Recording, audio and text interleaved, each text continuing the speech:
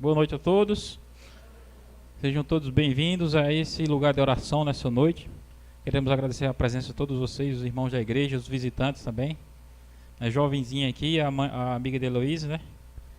E a mãe dela, que veio também, Joênia. É a amiga de Patrícia aí, que está nos visitando hoje à noite. Mora aqui perto, né? Monte Castelo. Eu quero convidar vocês a fazer a doação do quilo de alimento. Está aí. A cesta básica, né? Até quarta-feira a gente vai estar, hein? Você vai trazer pão? Ali tem uma lista com alguns nomes de coisas, né, que você pode trazer. E eu vou estar arrecadando também hoje, quarta-feira, dinheiro para a reconstrução da casa lá do mutirão, né? Quem puder doar R$5, R$2, R$10, R$20, R$100, R$200, pode ficar à vontade, viu? Que é pra gente ajudar na reforma da casa do pessoal lá do mutirão. Vai começar domingo que vem, de hoje a 8. A reforma dessa casa aí, né? Dito isso, nós agora vamos abrir a palavra de Deus para estudarmos o tema sobre a justiça de Deus, a justiça dos homens. A primeira passagem é Deuteronômio 32, verso 4. Deuteronômio 32, verso 4 diz o seguinte: Eis a rocha, suas obras são perfeitas, que todos os seus caminhos são juízo. Deus é fidelidade, nele não há injustiça, é justo e reto. Alguma vez você já foi tentado a pensar que Deus não estava sendo justo com você ou com alguém? Eu acho que todos nós às vezes temos a impressão de que às vezes algo não foi justo e que Deus talvez não tenha sido justo em determinados casos. Esse é um argumento forte dos ateus. Os ateus dizem: como é que Deus pode ser justo e bom ao mesmo tempo? Porque se ele é bom, por que ele deixa as pessoas morrerem? E se ele deixa as pessoas morrerem, é porque ele não é bom, ou porque ele não é justo, ou porque ele não tem todo o poder. E existem algumas coisas interessantes, irmãos, porque a maneira como a gente vê as coisas é uma maneira limitada. E a maneira como Deus enxerga as coisas é além da nossa compreensão. Na palavra de Deus é dito que Deus, quando ele vê a gente, o que é que ele olha? O nosso interior, o nosso coração, não é? Mas quando nós olhamos as pessoas, nós olhamos o quê? Vemos o quê? Vemos apenas o exterior. Então, da mesma coisa é em relação às coisas que acontecem, entendeu? As coisas, as injustiças, você pensa que é uma coisa ruim, mas ao mesmo tempo Deus está vendo que ali tem frutos positivos que podem ser tirados daquelas experiências. Eu fiquei impressionado quando eu estudei esse capítulo aqui do livro Desejado de Todas as Nações, onde é dito esse trecho aqui, ó. Vocês leiam comigo aí. Diz assim, que na morte de Cristo, quando Cristo morreu, Satanás não foi destruído. Os anjos de Deus, eles não perceberam, nem mesmo aí, tudo quanto se achava envolvido no grande conflito. Os princípios em jogo deviam ser mais plenamente revelados. E por amor do homem, devia continuar a existência de quem? Satanás. Não parece estranho esse trecho? Ela diz que por amor do homem, Deus deixou Satanás existindo. Qual é a obra do diabo? É só matar, roubar e destruir. E nesse trecho aqui, a irmã White está falando que por amor do ser humano é que Deus deixa o diabo matar, roubar e destruir. Tem lógica isso na nossa mente? Mas na mente de Deus tem. Por quê? Porque é necessário que o inimigo desenvolva o mal que ele está fazendo até o máximo. E Deus é quem sabe o momento certo dele ser destruído. Se o inimigo for destruído no momento errado, o que é que acontece? O mal não é erradicado. O mal se levantaria outra vez. O mal se levantaria de uma forma pior. Algumas pessoas pensam assim: puxa vida, Deus não poderia destruir o diabo? Não poderia? Antes do diabo ocasionar a queda de Adão e Eva e de ocasionar todo o mal na terra, Deus poderia ter destruído ele antes. E por que ele não destruiu? Na mente humana a gente pode pensar assim: ele era para ter destruído, era bom, não era?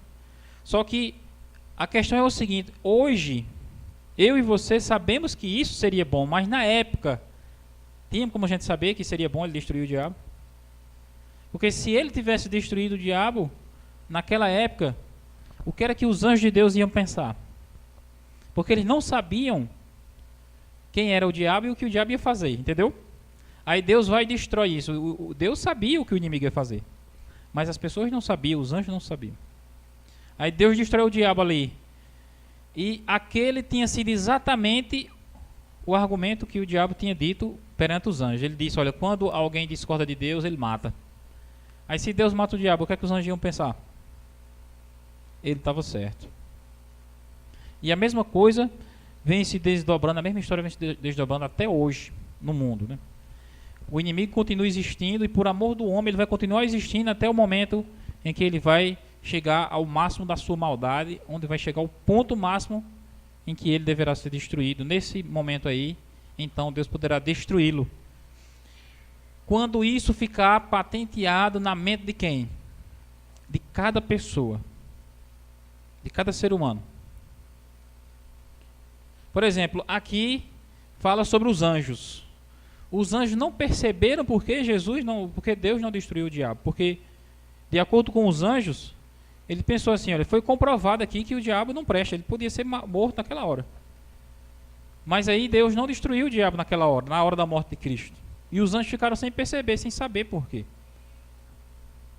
Mas aí é dito que foi por amor do ser humano, ou seja, a história do pecado e do mal teria que se desenrolar durante mais tempo para que as obras do inimigo pudessem ser expostas e para que cada pessoa pudesse ver o contraste entre ele e entre Deus.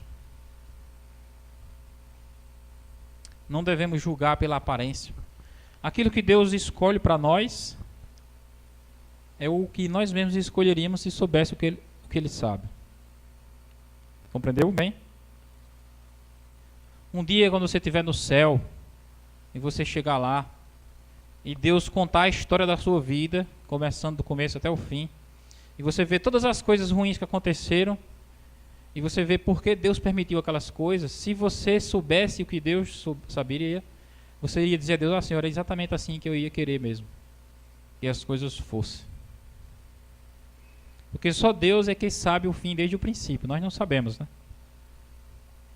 Às vezes você se depara com uma coisa ruim no seu caminho e você pensa que aquilo é um mal.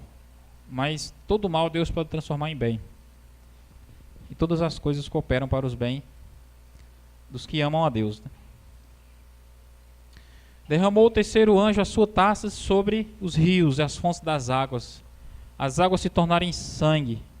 Então ouvi o anjo das águas dizendo: tu és justo. Aqui está descrito o período da segunda praga, da terceira praga do Apocalipse, em que as pessoas vão abrir a porta da geladeira, vão começar a encher o copo de água e vai ter o que lá? Sangue. Já imaginou alguém beber sangue? Essas pessoas vão pensar o que de Deus? O que é que vocês imaginam aí? As pessoas bebendo água normal já reclamam de Deus. Imagine quando elas vierem a beber água se transformada em sangue. Elas vão se revoltar contra Deus. Mas a palavra de Deus está dizendo que quando Deus faz isso, Ele é o quê? Justo. Ele é justo. A justiça de Deus só pode ser compreendida quando você tem comunhão com Ele e reflete na palavra dele. e é iluminado pelo Espírito Santo dele. Veja só que coisa interessante aqui, ó. Deus pune Davi. Davi matou e adulterou. Lembra a história de Davi? Depois que Davi pecou, Deus mandou Natã dizer o que a Davi? Com isto, deste motivo a que blasfemasse os inimigos do Senhor, também o filho que te nasceu morrerá. Pergunta aqui embaixo. Deus foi justo aqui com a criança? O que vocês acham? Davi matou e adulterou. Aí a mulher que ele adulterou com ela engravidou, teve um filho. Aí o profeta Natã veio até Davi e disse: por causa do seu pecado, o filho vai morrer. O que vocês acham? Foi justo da parte de Deus ou não?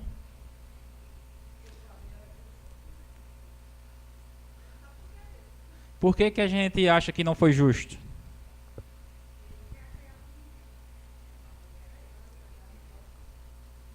Porque a gente acha que a criança não tinha culpa, né? Mas eu quero que vocês mudem a visão e olhem pela perspectiva de Deus. Essa criança aí se perdeu? O que vocês acham? Não. Então, para os que estavam vivos, aquilo foi um prejuízo, mas para Deus foi um prejuízo? Não, porque a criança, mesmo morrendo, ela era inocente. Se era inocente, não tinha culpa. Se não tinha culpa, estava salva. E se está salva, qual é a dificuldade com isso? E ao a criança morrer, quem foi que sentiu mais forte essa morte? Foi Davi. Então aquilo foi uma justiça para com Davi. Eu quero que você me diga, quantas vezes você acha que Davi pediu para morrer no lugar da criança? Vocês acham? Não foi muitas vezes que ele pediu? Ou seja, aquela foi uma forma de Deus fazer justiça, punindo o pecado de Davi, porque aquilo ali era uma coisa, eu acredito que pior do que a morte para Davi, né? E Deus fez justiça também com a criança, porque a criança foi salva. Está entendendo? Pela nossa visão, a gente acha que o fato da pessoa escapar da morte, a criança escapar da morte, é que seria justiça, porque a gente acha que a bondade de Deus é apenas em relação ao mundo material. Só que a verdadeira graça, a verdadeira bondade de Deus se reflete em nós em relação a que coisa? Ao mundo espiritual, à vida futura. Os discípulos uma vez chegaram animados, agradecendo a Jesus, e disse: olha, Senhor, nós visitamos ali uma casa e até os espíritos imundos saíam quando a gente falava no teu nome. Aí Jesus disse assim: alegrai-vos, não porque os espíritos imundos se vos submetem, mas alegrai-vos porque o vosso nome se acha escrito nos céus. Ou, em outras palavras, o que é que Jesus estava dizendo? Alguns dias você pode ter sucesso e vocês podem ter êxito nas coisas que vocês estão fazendo. Outros dias você pode não ter, mas nem naqueles dias que vocês estão felizes vocês devem achar que tudo está bem, e nem nos dias que estão difíceis achar que tudo está perdido. Vocês devem ter alegria por que motivo? Porque a vida de vocês está guardada com Deus. Se nessa vida aqui você sofre, ou se você se alegra, isso daí tem pouca importância na vida futura. O que importa é que você esteja com a vida guardada lá. O seu nome esteja escrito lá. Porque lá é que você terá a verdadeira vida. A vida que você tem aqui é muito limitada. A pessoa mais idosa que tem aqui tem 80 anos, não? Não tem ninguém com 80 anos aqui, não? Vamos dizer que aqui tivesse uma pessoa com 80 anos de vida. Para nós aqui, isso daí já seria muito tempo, não era? Mas no reino dos céus, irmãos, 80 mil anos será apenas o começo da sua vida. Então essa é a vida para a qual Deus mais se importa, entendeu? E que você também deveria mais se importar. A sua vida aqui, às vezes você reclama porque não tem uma coisa, acha que Deus não dá, porque para você aquilo é tudo. Mas Deus, ele tem muito mais além do que isso para você, numa vida melhor, entendeu? E é por isso que nós muitas vezes não compreendemos. porque a gente tem a visão limitada.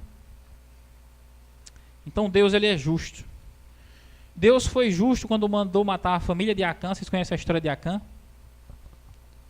Acã foi aquele cara lá que pegou o ouro, quando invadiram Jericó, né, ele pegou o ouro, pegou uma roupa lá e escondeu. Aí diz que por causa disso o exército de Deus não conseguia mais vencer a guerra por causa do pecado dele.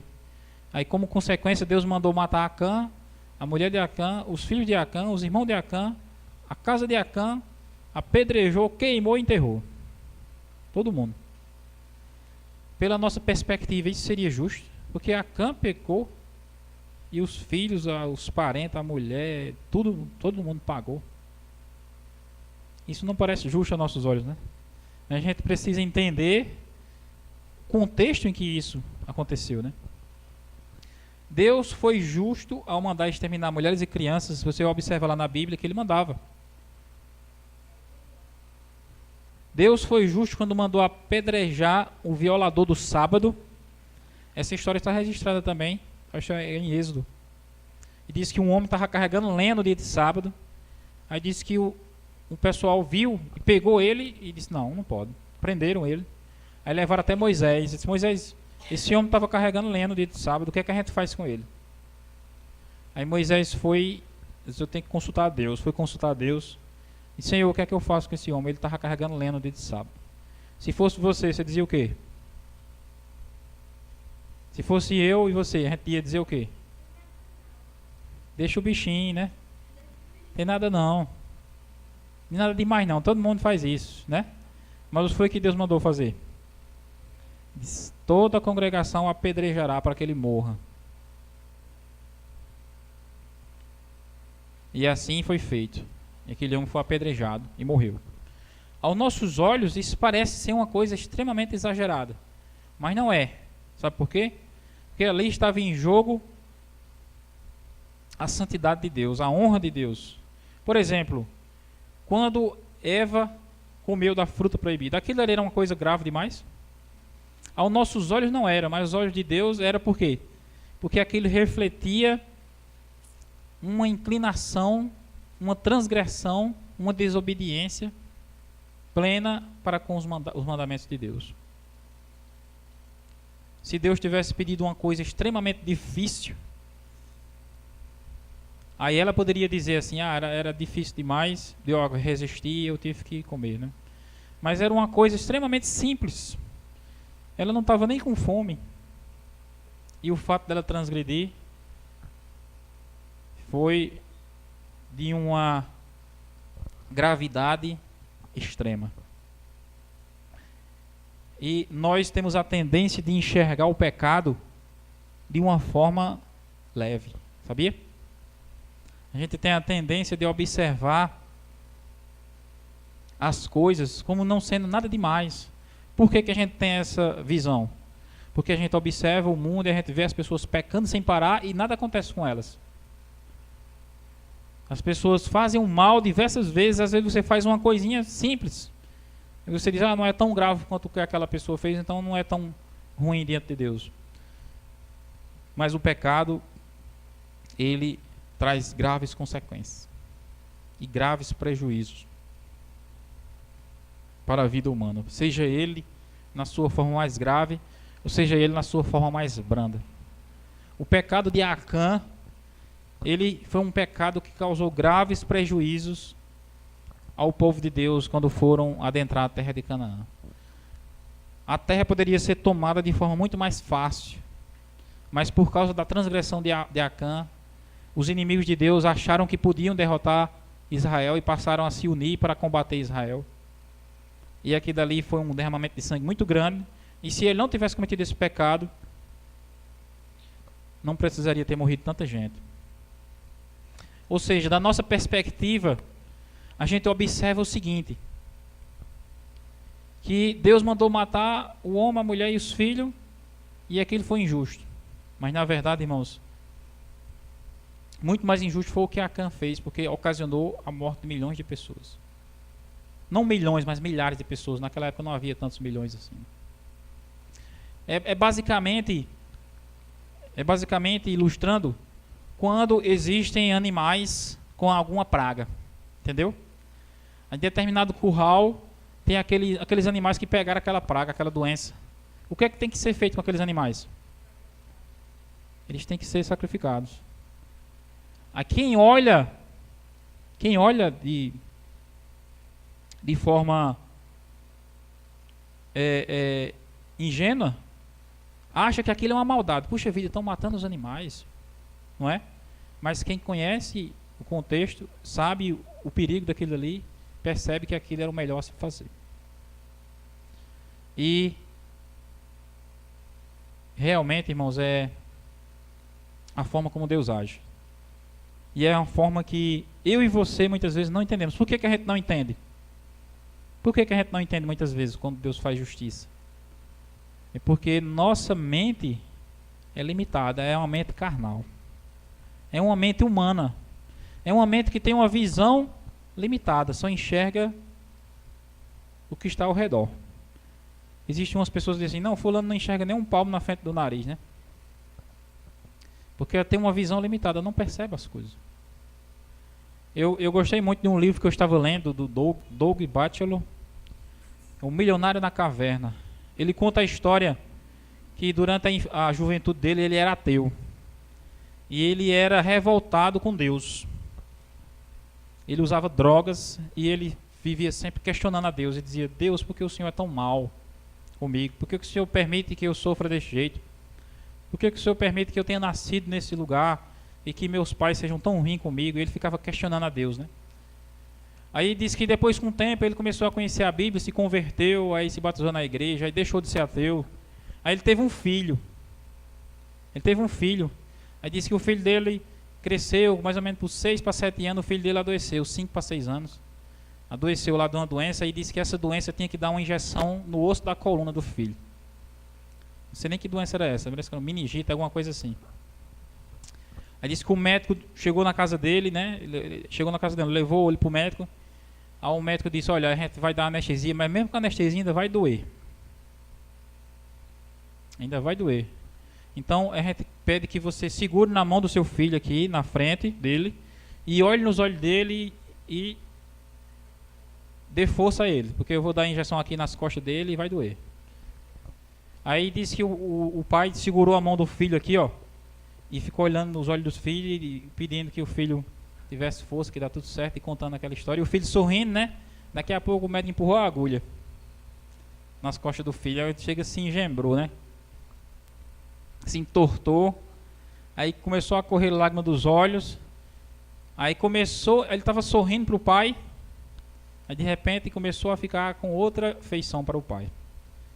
E ele olhou dentro dos olhos do pai e disse assim: agora eu sei que o Senhor não me ama.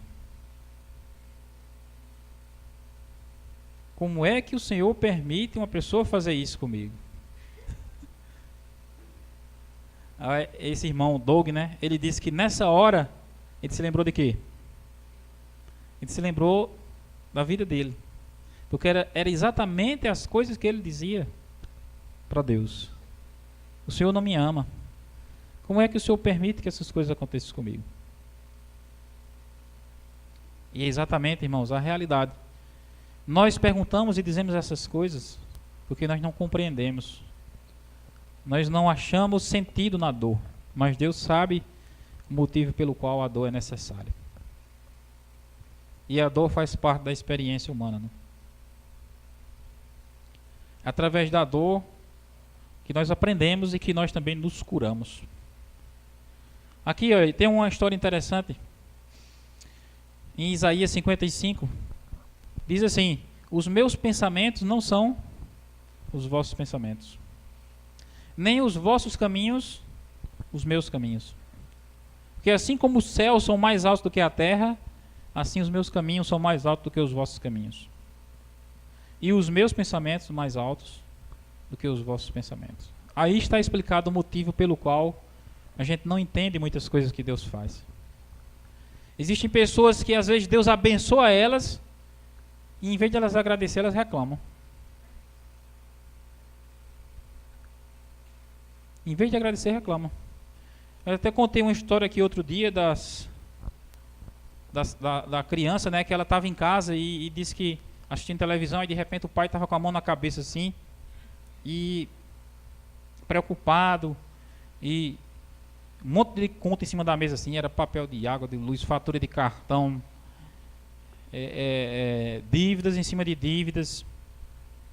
Aí o pai preocupado ali, sem ter com o que pagar, ele chegou para a mulher e disse: olha mulher, eu somei aqui as contas, dá R$1.000 de conta para a gente pagar. Aí a criança escutou, né? Aí foi pedir a Deus, né? Disse: Deus, ajuda, envia R$1.000 para meu pai, para ele pagar essas contas. Se o Senhor não escutar a minha oração, eu vou colocar até no papel. Eu escrevi uma carta, né? Senhor, meu pai está cheio de dívidas e ele vai precisar de R$1.000 para pagar as suas dívidas. Aí pegou a carta e entregou no correio. Aí os carteiros abriram aquela carta e leram aquela história e se comoveram, né? Aí disseram: olha, essa criança realmente é sincera e está pedindo de coração a Deus para enviar essa ajuda. A gente vai ter que providenciar. E eles fizeram uma cotinha ali entre eles mesmos, né? Os carteiros. Um deu 10, outro deu 50, outro deu 100. Aí com muito sacrifício os carteiros de lá e de outra região fizeram uma campanha e conseguiram R$800.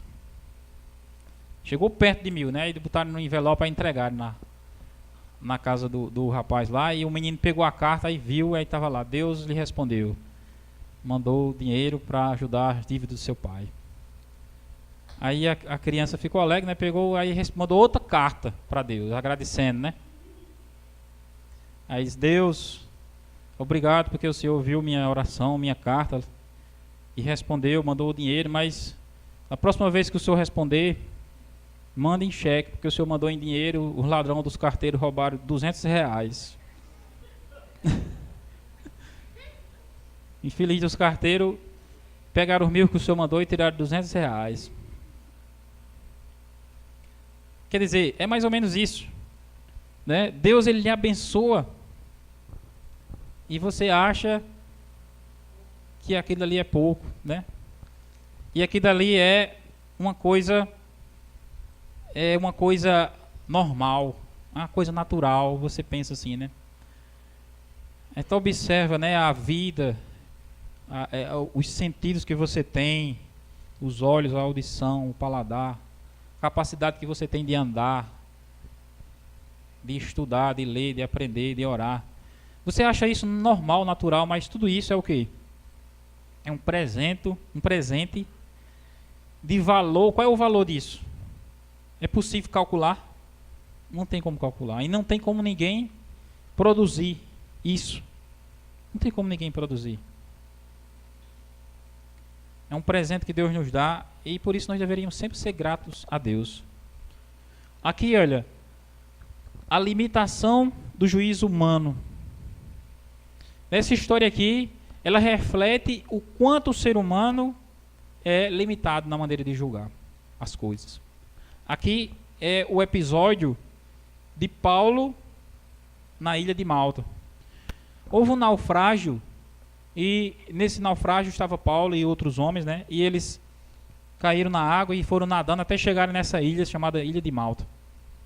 E quando chegaram nessa ilha, eram diversos presos, 200 e tantos presos, e Paulo era um dos presos, que estava sendo preso e levado a Roma, né?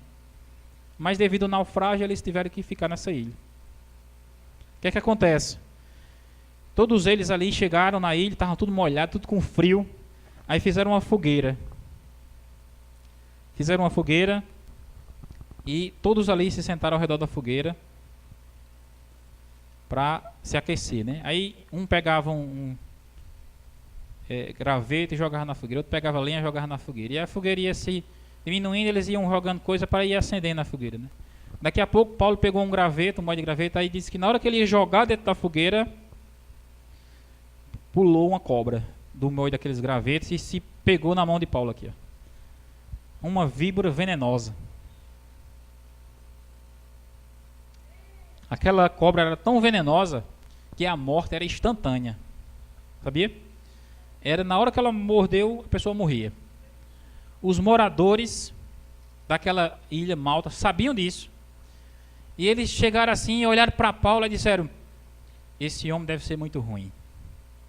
Porque ele escapou do mar, escapou do navio, escapou do naufrágio, mas a justiça de Deus vai punir ele aqui e matar ele aqui com a picada dessa cobra. E daqui a pouco Paulo estava lá, normal, nada aconteceu com Paulo. Não fez efeito nenhum o veneno daquela serpente. E foi passando as horas, e aqueles homens começaram a perceber que Paulo não morria. Aí eles começaram a dizer o quê? Esse homem é um Deus. Esse homem é um Deus. Aí diz que queriam adorar Paulo, queriam se ajoelhar, se curvar dentro de Paulo. Não tem como uma pessoa escapar do veneno de uma cobra perigosa dessa. Só escapa porque é Deus. Agora eu quero perguntar a vocês, em qual das duas ocasiões esses homens estavam certos? Era na hora que eles achavam que Paulo era ruim demais, que devia morrer? Ou era na hora que eles achavam que ele era um Deus? Porque o veneno da cobra não teve efeito sobre ele. Em qual das duas ocasiões eles estavam certos? O que é que vocês me dizem?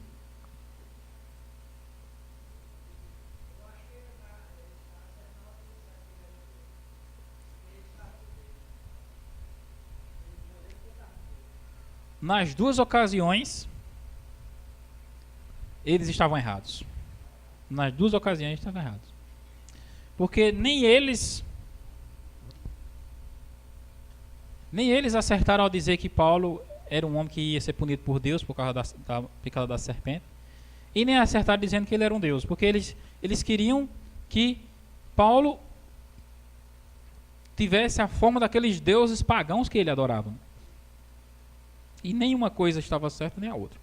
Ou seja, essa história, ela ilustra bem como é a forma como o ser humano julga. Não é?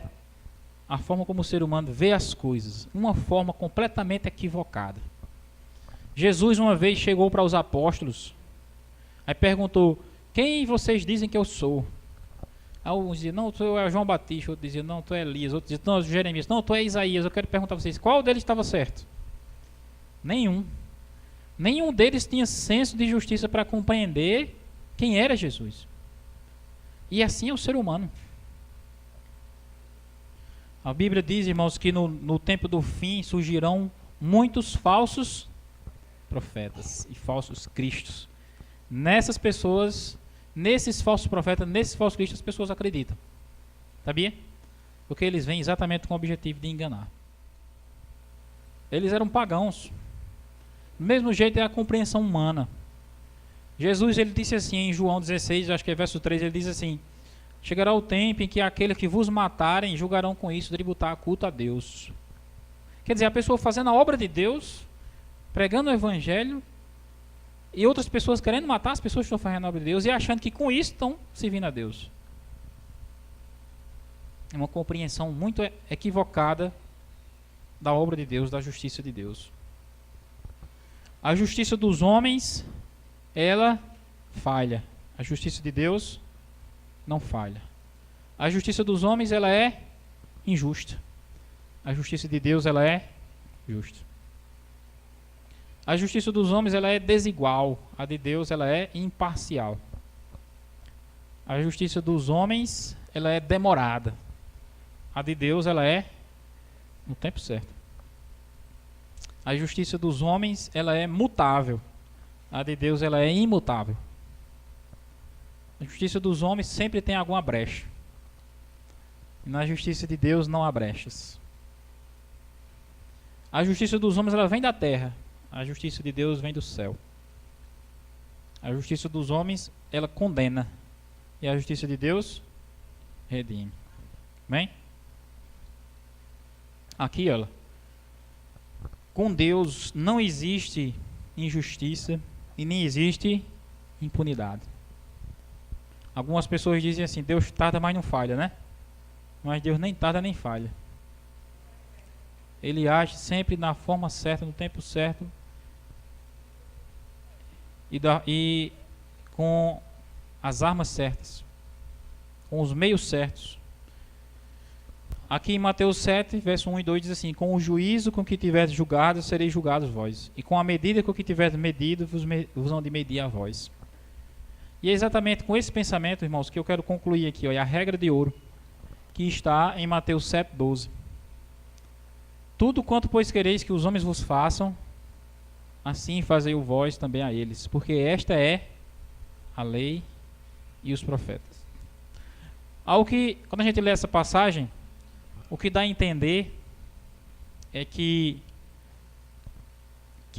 é como se Jesus dissesse assim, é isso daqui que diz a lei. Mas só que num sentido mais estrito do original dessa citação aqui, o que Jesus está querendo dizer é o seguinte, que aquilo que você faz às pessoas é aquilo que você vai receber de volta da vida. E ele está dizendo que isso é uma lei. Entendeu? Isso é uma lei. O indivíduo está ali roubando escondido sem ninguém ver, né? Sem ninguém ver, aí ele, pelo fato dele não ser preso, ninguém vê, aí ele acha que ele nunca vai ser punido pelo seu crime, não é? Mas às vezes ele pode escapar da cadeia, mas ele jamais escapará da lei da vida. Sabia? A lei da vida. E isso, irmãos, isso se aplica a tudo. Quando você odeia alguém, o que é que a vida vai lhe devolver? Ódio de volta. Quando você tem inveja de alguém, o que é que a vida vai lhe devolver? Inveja de volta. Quando você abençoa alguém, o que é que a vida vai lhe devolver? Bênção. Tudo o que quereis que os homens vos façam, faça vocês primeiro a ele. Às vezes, irmãos, eu não sei, é uma tendência do ser humano. Quando você vê outra pessoa muito bem sucedida, você fica meio se sentindo mal. Aí você tem uma tendência, de certa forma, criticar a pessoa, né? Você vê a pessoa muito bem sucedida num carro novo, aí você diz logo assim, isso é roubando. Isso aí é porque ele rouba muito, é ladrão. A pessoa tem a tendência de pensar assim, né? Mas só que quando você faz isso, o que é que acontece com você? Sabe o que é que acontece com você? Você nunca vai ter o que aquela pessoa teve. Por quê? Porque você nunca vai roubar. Porque você acha que só vai enricar se roubar. E como você nunca vai roubar, então você nunca vai enricar. Mas quando você vê uma pessoa bem-sucedida, e você diz assim, esse aqui é um abençoado de Deus. Esse aqui trabalhou e conquistou porque Deus abençoou. Automaticamente você coloca-se numa posição de também alcançar aquilo. Entendeu? Porque você automaticamente se torna apto a alcançar aquilo. Mas quando você começa a condenar, a criticar alguém, então nunca você vai alcançar o ideal, o objetivo que aquela pessoa tenha apresentado ali. É uma lei, é uma regra da vida, irmãos. E por isso que Cristo nos pediu para abençoar, para perdoar, porque quando a gente perdoa, quem é que mais ganha com isso? Nós mesmos. Nós mesmos é que ganhamos. E quando nós não perdoamos e detestamos e odiamos as pessoas e guardamos mágoa das pessoas, quem é que sai perdendo? É a pessoa? É a pessoa mesmo. Nós mesmos. Então, a lei da vida nos ensina que a gente sempre deve tratar as pessoas da forma melhor possível. A gente sempre deve ter paciência. A gente sempre deve ter amor.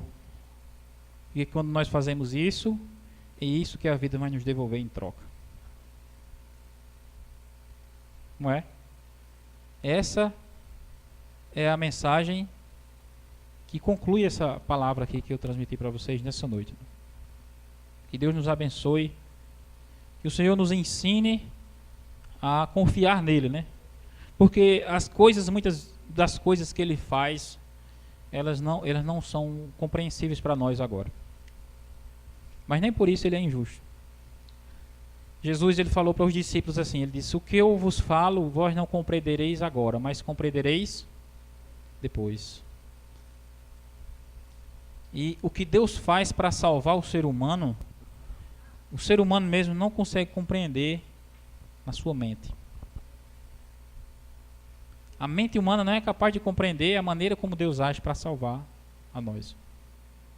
A gente acha que Deus ele só nos salva de uma forma, mas Deus ele nos salva de 1000 formas diferentes. Ele nos conduz de 1000 formas diferentes. A gente acha que somente por um caminho é que a nossa vida vai dar certo. Mas Deus tem 1000 caminhos diferentes de fazer a sua vida dar certo. E esses caminhos só quem conhece é Ele. E Ele vai realizar na minha vida, na sua vida, quando nós confiarmos nele. Amém? Deus nos abençoe. Nós agora vamos ouvir mais um louvor especial. Logo depois nós faremos uma oração.